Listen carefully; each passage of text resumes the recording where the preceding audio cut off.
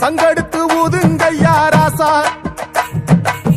சந்தனத்தை எடுத்துக்கிட்டு ராசா, நம்ம புருஷனை திரட்டி வையு ராசா. அந்த ஒத்தையடி பாதையில அவன் ஓடி வரான் காள மாட, அங்க உச்சி பான ஒசரத்துல அவன் ஆடி வரான் காள மாட. கொம்பு ரெண்டு குறு குறுக்க, கண்ணு ரெண்டு தீப்பிடிக்க, நாலு காலு பாய்ச்சலில பாடி வரான் காளமாட. கொம்பு ரெண்டும்